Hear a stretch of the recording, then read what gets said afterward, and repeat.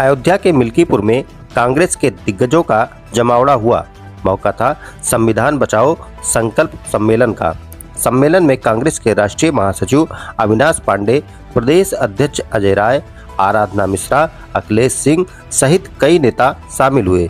सम्मेलन में भाजपा निशाने पर रही। भाजपा पर आरोप लगा कि वो संविधान कुचलने का प्रयास कर रही है, तो प्रदेश अध्यक्ष अजय राय ने भगवान रामलला के दर्शन करने पर सफाई दी कि कांग्रेस के किसी नेता ने ऐसा नहीं कहा कि वो रामलला का दर्शन नहीं करेंगे। मैं शिव भक्त भी हूँ और राम भक्त भी। सम्मेलन में राष्ट्रीय महासचिव अविनाश पांडे ने कहा कि चुनाव में कौन पार्टी अच्छा प्रदर्शन करती है, इसका मापदंड जनता की आवाज़ है। राहुल गांधी ने पूरे देश को एक नई सोच दी है, एक नई दिशा शुरू की है। सिर्फ भाषण से ही नहीं, उन्होंने 10,700 किलोमीटर से ज़्यादा पदयात्रा और न्याय यात्रा की है। राहुल गांधी के प्रति, कांग्रेस के प्रति लोगों का समर्पण और विश्वास बढ़ा है। उत्तर प्रदेश में कांग्रेस की जड़ें गांव-गांव तक फैली हुई हैं और मजबूत है। आवश्यकता है उन्हें निकाल कर देखने की। आने वाले दिनों में एक आंधी के रूप में, एक तूफान के रूप में अन्याय के विरोध में कांग्रेस खड़ी दिखेगी।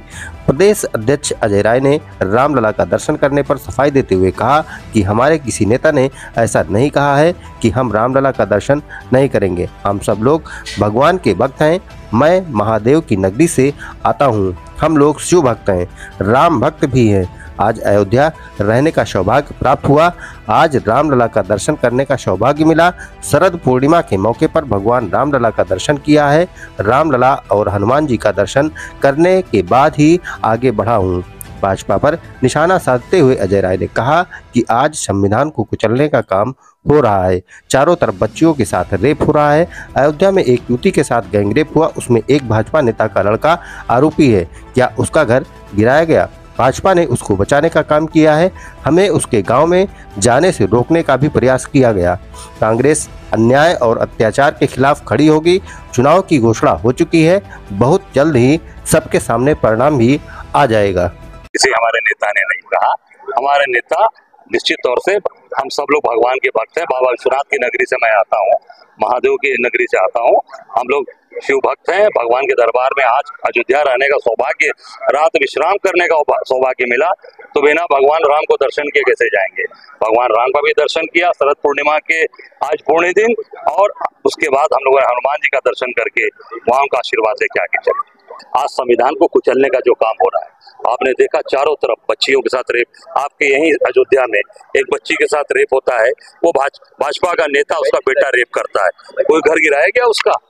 किसी का घर गिरा तो बताइए जो भाजपा के नेता है। कुछ ने उसको बचाने का काम किया।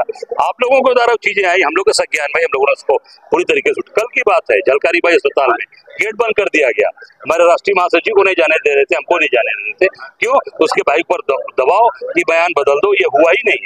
पर कांग्रेस के कार्यकर्ता खड़े रहे और चीजों को सामने ले आए। तो हम निश्चित तौर से अन्याय अत्याचार के खिलाफ खड़ी है कांग्रेस की। अब ये चुनाव की घोषणा हो गई है, बहुत जल्द आपके सामने सारा परिणाम आ जाएगा। इसमें बात हो जाए, बहुत जल्द आ जाएगा। ये मुझे लगता है कि देखिए 2 दिन 4 दिन 5 दिन जो लगेंगे। इसका मापदंड होता है जनता की आवाज का। और आपने खुद देखा कि अगर राहुल गांधी जी ने पूरे देश की सोच में एक नई करवट, एक नई सोच, एक नई दिशा अगर शुरू की है, तो सिर्फ भाषणों से नहीं, 10,700 किलोमीटर से भी ज्यादा की पदयात्रा और न्याय यात्रा। देखिए, हर चीज के प्रति और कांग्रेस के प्रति लोगों का समर्पण, लोगों का विश्वास। आप मानकर चलिए कि उत्तर प्रदेश की अगर मैं बात करूं, तो उत्तर प्रदेश में कांग्रेस की जड़ें गांव-गांव तक फैली हुई हैं और बहुत मजबूत हैं। आवश्यकता है कि उन्हें निकालकर आपने यहाँ पर प्रदर्शन देखा। इसी प्रकार के आने वाले दिनों में आप देखेंगे कि एक आंधी के रूप में, एक तूफान के रूप में, अन्याय के विरोध में कांग्रेस खड़ी दिखेगी।